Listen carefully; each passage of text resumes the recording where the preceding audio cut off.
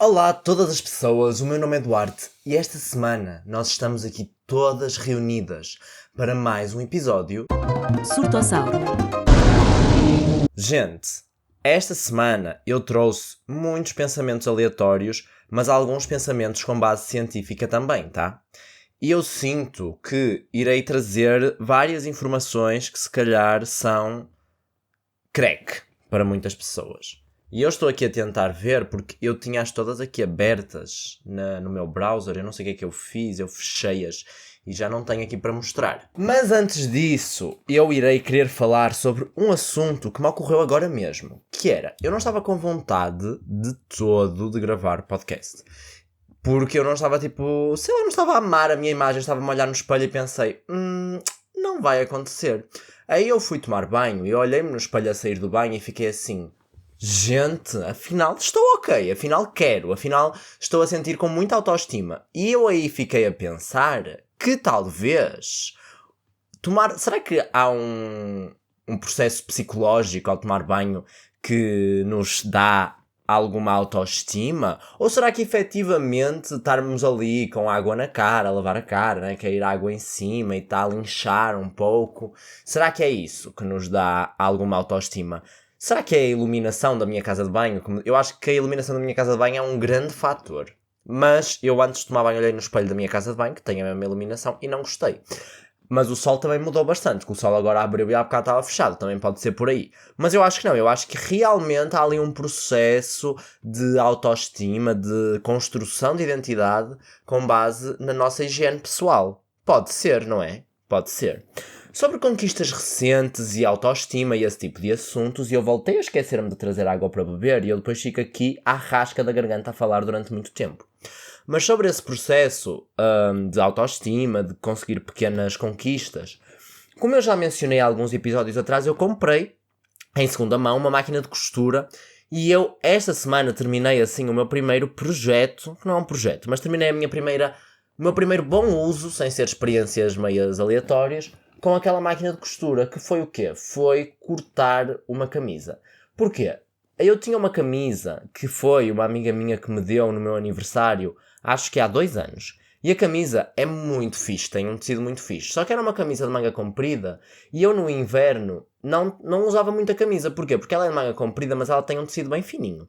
E então eu nunca tive muita vontade de usá-la no inverno. O que é que eu costumava fazer? Eu costumava usá-la sempre assim no verão ou na primavera, mas com as mangas arregaçadas e não ficava muito bem as mangas arregaçadas. Então o que é que eu pensei? Já que esta camisa eu só uso de mangas arregaçadas, eu vou cortar as mangas e fazer uma bainha assim a cair, sabem, no cotovelo, que fica muito bem. Então eu pensei em fazer isso e eu fiz ontem, já estava a fazer há algum tempo, a camisa já estava aí há para aí 2 semanas à espera que eu costurasse e eu agora terminei e fiquei, gente, com muito orgulho da minha conquista, porque eu realmente estava a ver, olhei-me no espelho e eu pensei que eu dei uma melhoria, é como se eu estivesse assim tailoring, assim a fazer alfaiataria na minha casa. Tudo está a ficar com um nice touch. E eu já fazia isso, não é? Já com muitas peças de roupa, só que eu não tinha uma máquina de costura, eu usava a máquina de costura da minha avó e normalmente como eu compro muita roupa em segunda mão eu acabo sempre por alterar. Aliás, quando eu vou comprar roupa em segunda mão eu nunca estou à espera de encontrar roupa que me fique bem, estou a encontrar roupa que tenha potencial e que as minhas capacidades de costura sejam suficientes para transformar aquela peça numa peça com muito potencial, numa peça que eu vá gostar muito. Então eu olho sempre para... Acho que até já expliquei isto, que eu às vezes costumo comprar assim calças que até são bem mais largas que eu, porque eu tenho 1,70 m e confesso que não é assim tão fácil encontrar calças para o meu tamanho em lojas de segunda mão, porque lojas de segunda mão têm ali mais os tamanhos mais standard, né? E eu acabo por ter que vestir ou visto calças que são muito justas e que até me servem, mas são muito justas, ou então tenho que comprar calças que são ultra compridas ou ultra largas. Então pronto, eu acabo por comprar calças que são ultra largas, regra geral, e acabo por as desmontar, não é, desmontar as costuras e voltar a costurá-las para elas ficarem apertadinhas na cintura e ficarem a funcionar. Então eu quando vou a lojas de segunda mão estou sempre a ver pois pronto, há calças que dão para fazer isso melhores que outras, porque, por exemplo, aquelas calças que têm os bolsos da parte de trás encaixados dentro do tecido, ou seja, que o tecido tem uma abertura, essas aí já não dá, tem um limite, não é? Porque há uma parte, se nós tirarmos muito tecido das laterais e do meio, vai chegar a um ponto em que os bolsos vão estar tipo a tocar, estão tipo de uma nádega à outra, quase, isso não fica bem. Então tem que se ter alguma manobra de erro, manobra de margem de erro, alguma margem de margem de manobra, pronto, alguma margem de manobra para a pessoa tipo ir percebendo. Então quando eu vou assim a lojas de segunda mão, eu já vou assim com esse olhar para perceber mais ou menos qual é o potencial. E claro, outra coisa que eu acho que isso aí é que é esta parte de modificar roupa em segunda mão, acho que é um pouco mais nicho, mas uma coisa que eu acho que toda a gente devia saber, e acho que é uma coisa que a nossa geração está muito interessada em saber, é como reparar roupas, ou seja, roupas que nós temos e que nós usamos e que elas ao fim de algum tempo elas vão se estragar e nós sabermos como arranjá-las ou como reciclá-las, transformá-las noutros objetos para diminuir a quantidade de roupa que nós acabamos por descartar, que é um grande problema. E é aquilo que eu já disse, acho eu, que é nós infelizmente estamos cada vez mais a ser obrigados a comprar roupa em segunda mão que foi produzida com o intuito de ser fast fashion. Isso é um bocado inevitável, visto que grande maior parte da roupa que é produzida neste momento é fast fashion e aquela que não é fast fashion basicamente é um item de luxo e então nós não temos acesso a esses itens de luxo nem em segunda mão. Por acaso eu hoje estava a ver uma influenciadora que ela era... eu não sei dizer o nome dela, ou seja, não sei dizer o nome dela, não me recordo, não a conheço, não a sigo, ela apareceu-me hoje no meu feed, e ela é uma influenciadora que ela usa roupa que procura reproduzir um bocado a forma como pessoas da classe trabalhadora se vestiam no início do século XX. E então ela estava a dizer que muitas vezes há roupa que ela até acha que é a roupa mais autêntica possível, que é roupa que foi muitas vezes produzida à mão e que se nota que ela foi costurada à mão ou à máquina, né? Mas ou seja, feita em casa, não comprada.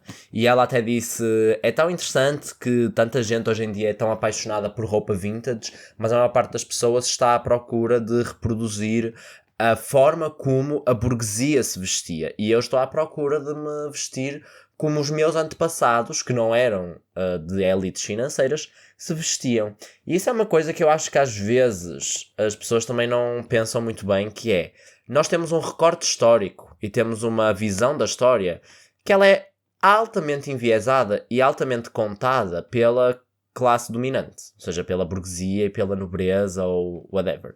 E nós muitas vezes não percebemos que, principalmente a história que nos é dada nas escolas e assim, nós temos muita mais informação, ou seja, nós temos muito mais destaque e efetivamente, acredito eu, não estudei história, então não sei propriamente argumentar se isso é um facto, mas acredito eu que na verdade haja mais documentação também da vida da classe dominante do que da vida da classe trabalhadora por motivos óbvios, não é? Que é numa altura, por exemplo, sei lá, na Idade Média, não é como se escrever fosse uma tecnologia acessível a toda a gente, então acredito que efetivamente haja mais documentação da vida das elites do que propriamente da vida da classe trabalhadora, porque a classe trabalhadora não descrevia o seu dia-a-dia, não é? Nem havia propriamente documentação, sei lá, não havia pinturas com pelo menos tanta frequência quanto havia pinturas que retratavam a vida da nobreza, não havia tantas pinturas que retratavam a vida da classe trabalhadora, não é? Quantas pinturas famosas nós conhecemos que representam, por exemplo, sei lá, mercados na Idade Média ou pessoas a trabalhar no campo? Sim, óbvio, houve o realismo e houveram processos e alturas da história da arte em que isso foi um grande foco. Mas se nós pensarmos assim no nosso imaginário cultural, ao longo da história, produziu-se muito mais arte relacionada à religião, relacionada à mitologia grega e romana, por exemplo, ou a mitologias no geral, e claro, arte relacionada à nobreza. E muitas vezes muitos dos cenários bucólicos que nós conhecemos ainda assim são sobre classes abastadas, não é? Ou seja, a cena de caça, é a cena da casa de campo, é o piquenique, essas cenas que nós conhecemos também da história da arte, elas também não representam a classe trabalhadora, regra geral. No entanto, há um livro muito interessante que eu recomendo, que é o Modos de Ver, do John Berger, se vocês quiserem ler, Ways of Seeing, ou Ways of Looking, eu acho que é Ways of Seeing, que é um livro muito interessante e esse livro ele trata também... Há pessoas que dizem que esse livro é o manifesto comunista da história da cultura visual. E esse livro ele tem um capítulo que ele é praticamente só composto por figuras, ou seja, por imagens. Eu posso estar agora a dizer alguma asneira porque eu já li este livro há algum tempo, mas eu lembro-me que há um conjunto de obras que ele não explica porque é que elas estão ali, mas a minha interpretação dessas obras é que elas representavam de certa forma a classe trabalhadora ao longo de pinturas que não eram sobre a classe trabalhadora, ou seja, tínhamos a visão de pessoas escravizadas que estavam ao lado da nobreza, tínhamos a visão de aias, tínhamos a visão de criadas e de criados, a visão de pessoas que ajudavam os nobres a montar cavalos, sei lá, coisas desse género. E nós vemos então o retrato da classe trabalhadora, porque ela acaba por sempre existir, ou do povo, se preferirem. Nessa época ele também existia e também estava em todo lado e também era a base do trabalho destas pessoas que construía a sociedade de qualquer das formas e que permitia o acúmulo de riqueza, apesar de que o acúmulo de riqueza no feudalismo não é o mesmo tipo de acúmulo de riqueza do capital, que é o capital, não é? Ou seja, mas não vou entrar por aí. Mas ainda assim, a riqueza que era produzida e acumulada de forma diferente, lá está. Nem sei se acúmulo de riqueza será a forma correta para eu referir-me à forma como se produzia riqueza no feudalismo, mas, gente, eu sou uma pessoa assim, eu estudo design de comunicação. Eu não sou daquelas pessoas que lê teoria marxista às 8 da manhã a ir para a faculdade e que passa o dia a ver isso. Mas Marx nos nossos corações. Só não na minha cabeça 24/7. Mas pronto, voltando. Independentemente disso, efetivamente há ali uma visão, há ali um toque da classe trabalhadora em todo o lado e é óbvio que nós vamos sempre ver retratos e vamos ver sempre um olhar da classe trabalhadora, mesmo que esse olhar seja ali numa cena sempre muito abastada, numa cena nobre ou numa cena do clérigo, etc. Do clérigo não, do clero. De qualquer das formas, não era esse o ponto que eu estava a dizer é que efetivamente é muito interessante perceber isso da alfaiataria histórica e de tentar encontrar peças históricas para nós nos vestirmos, e eu acho que, ao contrário dessa época, hoje em dia nós infelizmente estamos condenados todos a viver com peças de roupa que estão a ser produzidas não só num modo de produção que escraviza pessoas, como também em condições materiais da roupa em si, ou seja, a própria forma como a roupa é construída, o acabamento, o tipo de material que é utilizado são de fraca qualidade e muitas vezes até são perigosos para a nossa saúde e para o meio ambiente e não são materiais nem ecológicos e muitas vezes nem são materiais que economicamente seriam os mais responsáveis, ou seja, muitas vezes os materiais que são escolhidos nem sequer são aqueles que são mais baratos do ponto de vista de o que é mais durável, custo-benefício. A maior parte dos materiais nem sequer são dessa forma. E há tudo isso, né? Que é a questão de ultra fast fashion, comprar roupa da ultra fast fashion não é barato. Ao contrário do que muitas vezes se usa o argumento, que esse argumento às vezes me incomoda um pouco, que é o argumento de dizer que mas há pessoas que elas só conseguem comprar roupa da ultra fast fashion.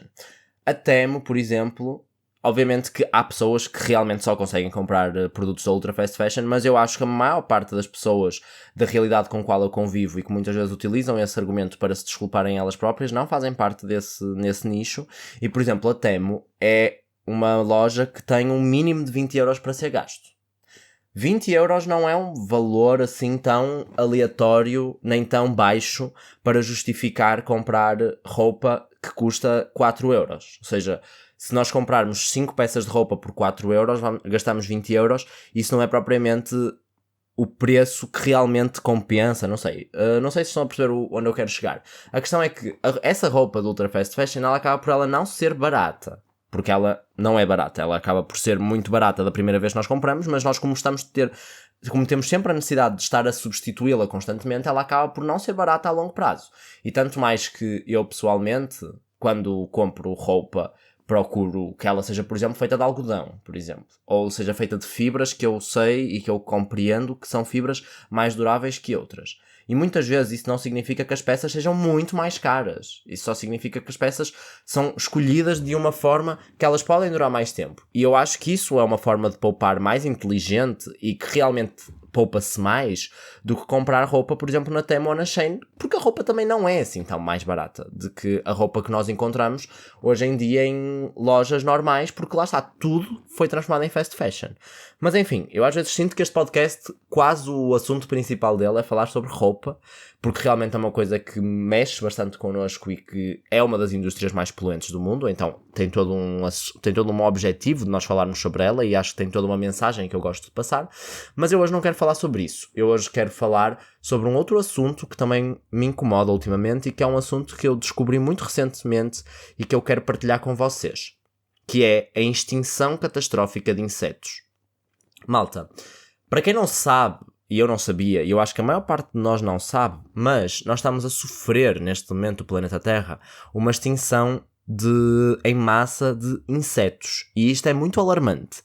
Só para vocês perceberem, houve um estudo que em 2017, que pelo que eu percebo do que eu fui lendo, é dos primeiros estudos que foi feito para fazer este levantamento. E esse estudo em 2017 mostrou que as populações de insetos tinham diminuído cerca de 75% em menos de 3 décadas. Eu não tenho a certeza se este estudo, entretanto, já foi alterado ou se este estudo foi provado com outros números, mas um facto é que sim, nós efetivamente estamos a perder insetos no planeta Terra e é muito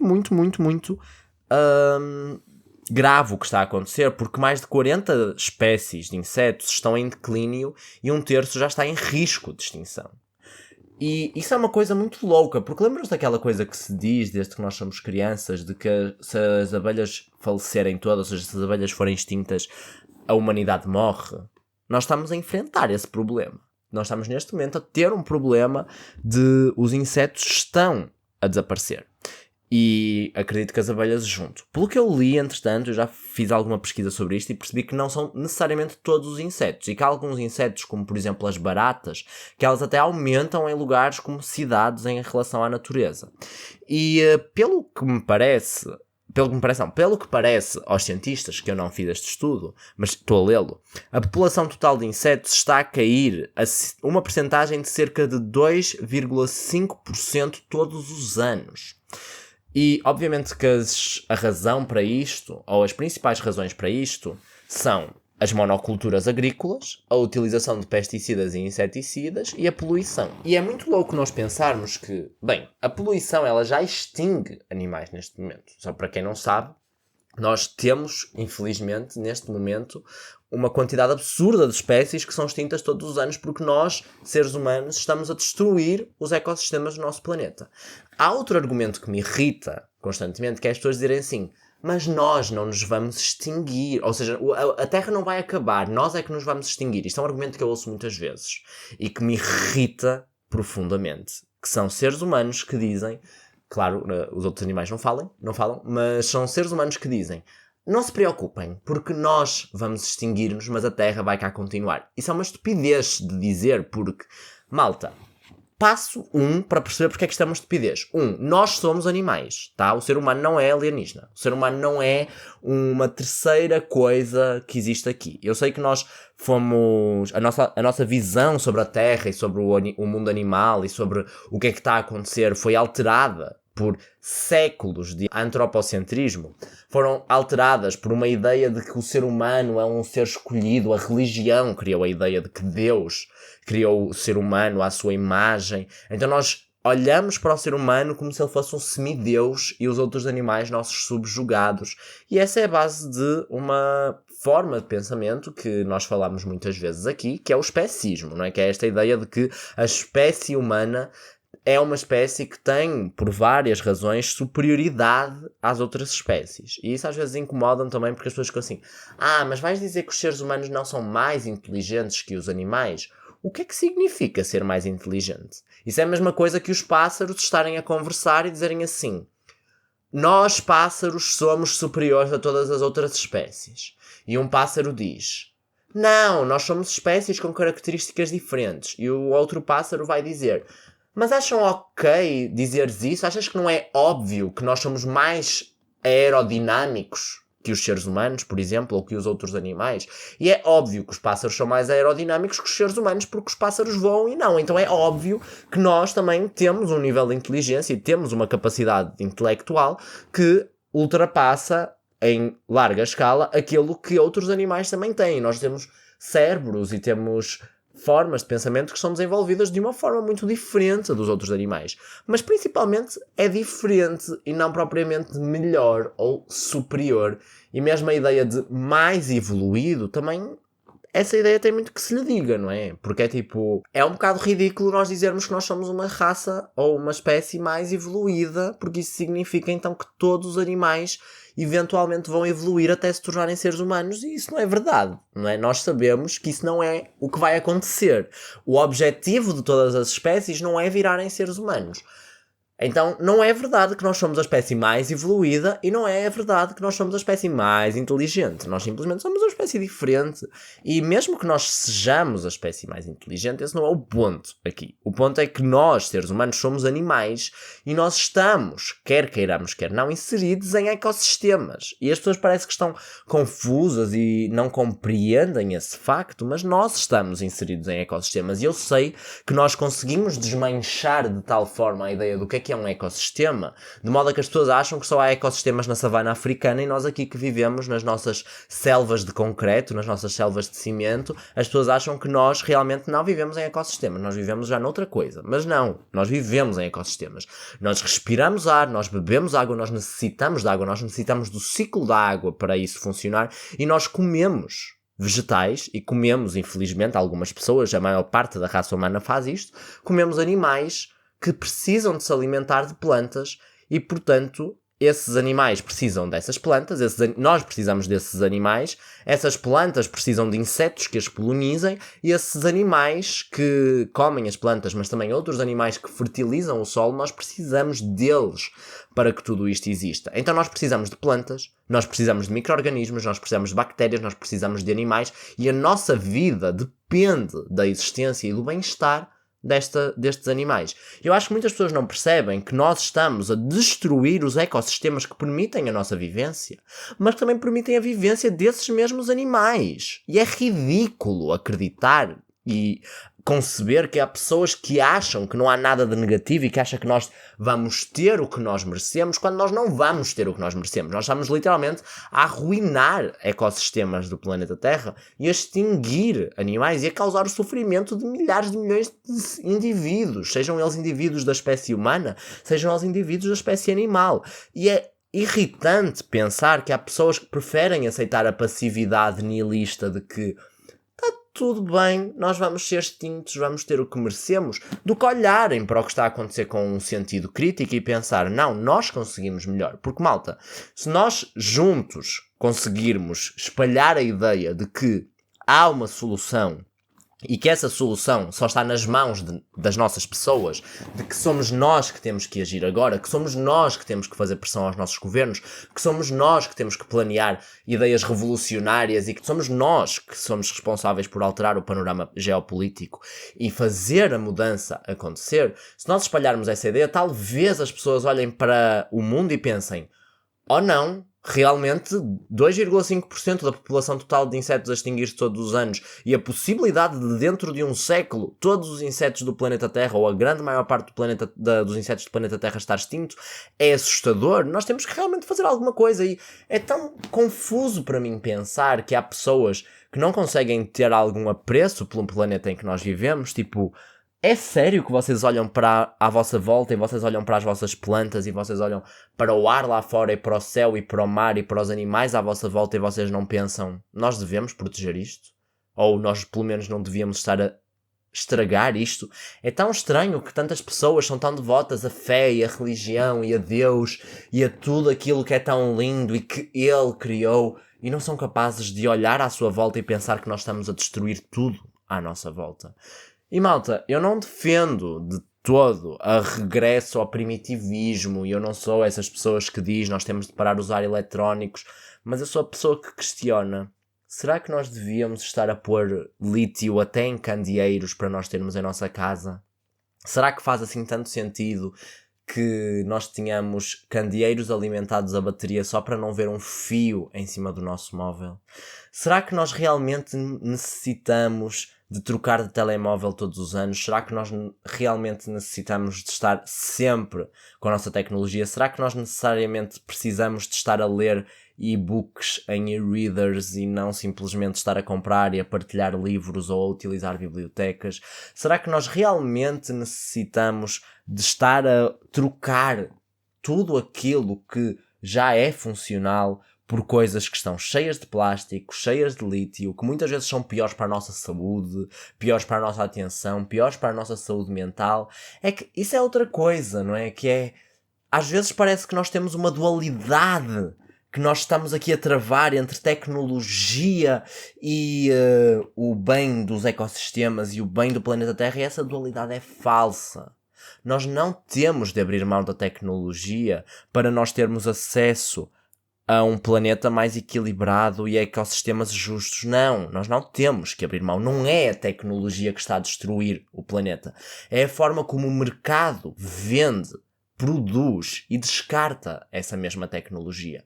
Não há nenhuma razão para computadores com 10 anos de idade estarem a ser descartados ou a variarem tão rapidamente. Para a maior parte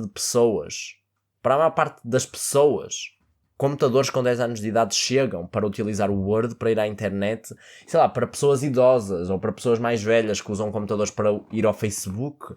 Nós simplesmente podíamos estar a fazer um bom uso de tecnologia como computadores mais antigos e dar esses computadores mais antigos a essas pessoas, em vez de obrigar pessoas a estar sempre a comprar telemóveis novos, a comprar computadores novos. Nós podíamos realmente reciclar a nossa tecnologia, nós podíamos realmente dar uso à nova tecnologia, e às vezes o que me incomoda é que já muitas das soluções já foram inventadas. Nós temos sistemas operativos extremamente leves. Gente, se vocês fizerem uma pesquisa sobre o que é que existe por esse mundo fora de distribuições de Linux feitas para computadores velhos, para pessoas que tenham pouca literacia digital, para pessoas que tenham pouca capacidade de interagir com sistemas digitais, se vocês virem a quantidade de projetos interessantíssimos e gratuitos que existem pela internet fora, nós nunca mais precisávamos quase de comprar computadores novos para pessoas que só precisam de usar Word, ou para pessoas que só precisam de usar para ver Facebook ou para ir à internet. Nós não precisávamos de ter computadores novos para crianças que precisam de computadores para fazer trabalhos para a escola, ou que também é discutível se elas precisam. Nós não precisávamos de tanta coisa. Gente, a sério, se nós acabássemos com a obsolescência programada, se nós acabássemos com a ideia das trends, se nós abraçássemos a ideia de que nós podemos produzir tecnologia e que nós podemos consumir tecnologia numa velocidade mais lenta e de uma forma mais contida e de uma forma mais próxima daquilo que somos nós, e não é mais próxima daquilo que é a nossa comunidade, nós podíamos ter só um gasto de tecnologia tão mais eficiente. Nós podíamos ter só um consumo energético tão mais eficiente. E melhor, nós podíamos gastar menos recursos, planear economias circulares, e nós podíamos gastar menos dinheiro também. Era economicamente mais sustentável, era economicamente melhor para as nossas comunidades, porque nós iríamos ter que investir mais em técnicos que fazem reparação, em técnicos que fazem reabilitação de eletrónicos. E eu estou a falar de eletrónicos, mas posso estar a falar de mobília, posso estar a falar de, sei lá, de decoração, de roupa, de tudo, gente. E é tão estranho porque nós podemos construir essa realidade. Não é tão difícil assim. E sim, o capitalismo é a nossa maior amarra neste momento, e realmente nós não vamos conseguir resolver o problema da catástrofe climática enquanto não resolvermos o problema de um sistema de produção capitalista, que ele efetivamente estraga tudo aquilo que existe à nossa volta. Mas malta, todas as pessoas que me estão a ouvir, e eu sei, olhem, eu estou a falar e eu também sei que não faço o suficiente, mas a todas as pessoas que me estão a ouvir, vamos tentar nós dar a mão olhar lá para fora e pensar que realmente há todo um mundo para ser explorado. Há todo um mundo de oportunidades para serem exploradas. Vamos conversar com o vizinho, vamos pedir açúcar à vizinha, vamos ser capazes de aprender um bocadinho mais sobre plantar coisas, vamos ter plantas em casa, vamos tentar plantar ervas aromáticas e partilhar coisas, vamos aprender a cozinhar, vamos aprender a reparar as nossas roupas, vamos aprender um bocadinho mais sobre culinária vegetariana, vamos criar clubes do livro, vamos encontrar-nos com os nossos amigos. Malta, eu às vezes sinto que a diferença que faz conviver em planos. Desafio para toda a gente, que é, vocês vão reunir o vosso grupo de amigos, podem ser pessoas que nem sequer alinhariam nisto, mas tentem só. Vocês vão reunir o vosso grupo de amigos e vão convidá-los para um piquenique ou um jantar ou um almoço ou qualquer coisa. Regras. Não pode ser uma coisa que dependa de, sei lá, restaurante ou etc. Não, vocês vão só reunir os vossos amigos e vão dizer, tipo, cada pessoa traz uma comidinha ou cada pessoa traz uma bebida. Vamos organizar, vamos criar um grupo de WhatsApp e vamos organizar-nos, vamos combinar. E malta, se nós fizéssemos o esforço do trabalho em equipa, se nós fizéssemos o esforço do compromisso coletivo, se nós fizéssemos o esforço da coletivização e se toda a gente tivesse o compromisso de tentar criar entre os seus grupos de amigos pequenos eventos, pequenas oportunidades para que as pessoas percebessem que a força do coletivo é tão importante e é tão fácil de organizar, eu acho que nós vivemos num mundo melhor, num mundo mais feliz, e acho que não parecia tão distópico e tão utópico a ideia de uma sociedade unida, de uma sociedade em que a produção é comunitária, de uma sociedade em que a produção é sustentável e numa comunidade que se autorregula e se automantém sem a necessidade de que para isso nós tínhamos de ter um sistema económico que explora e que abusa da maior esmagadora maioria da nossa população. E malta, olhem, eu nem sei o que é que eu estou a falar hoje, mas olhem, a extinção em massa dos insetos é uma coisa que me afeta. Sinto que nós somos uma geração que está cada vez mais desconectada da natureza, que está cada vez mais a favor de usar inseticidas e de usar coisas para matar mosquitos. E isso é uma coisa que a mim me incomoda muito. Porque nem é por eu ser vegan, por exemplo. Às vezes as pessoas acham que é porque sim, é que tu és vegan, então... Não, nem é por isso. É só porque há sim tanta necessidade de nós estarmos a colocar um aparelho no nosso quarto para matar os mosquitos à noite. Eu, por exemplo, a minha solução é eu tenho uma rede em cima da minha cama. A minha solução no ano passado era eu tinha uma planta carnívora ao lado da minha cama. Ela, entretanto, faleceu, essa planta. Mas este ano eu tenho uma rede que até eu acho que é mais eficaz do que outras soluções. Do outro dia estava aqui uma abelha a passar perto do meu irmão e dos amigos dele. E os amigos dele começaram logo a perguntar onde é que estava o spray para matar insetos. E eles iam matar uma abelha com um spray. Porque é essa a forma que as pessoas têm de lidar com o mínimo inconveniente. As pessoas têm medo das aranhas, as pessoas têm medo das minhocas, as pessoas têm medo das lesmas, têm nojo dos caracóis, as pessoas têm medo das centopeias. E malta, porquê é que nós temos tantos problemas com os insetos à nossa volta? Porquê é que nós até estamos felizes com a extinção em massa dos insetos? E é uma coisa real que é, vocês já repararam que agora nós levantamos uma pedra e essa pedra já não está constantemente cheia de insetos? Outro desafio para vocês, que é um desafio mais hardcore, e com este vou-me despedir, que é procurem quais é que são as espécies de plantas que são nativas da vossa região. Tentem perceber se é possível vocês obterem sementes dessas espécies ou capturá-las da natureza. Reúnam sementes dessas espécies e comecem a distribuir aí por uns lugares que vocês veem que estão muito contaminados pela relva, pelas monoculturas. Eu vou tentar passar o resto do meu dia a investigar um pouco sobre como fazer isso, e se eu descobrir recursos úteis, no próximo episódio partilho com vocês. Um abraço e até ao próximo episódio. O meu nome é Duarte, já sabem que me podem seguir nas redes sociais e I guess que é isso. Um beijo e até para a semana. Bye!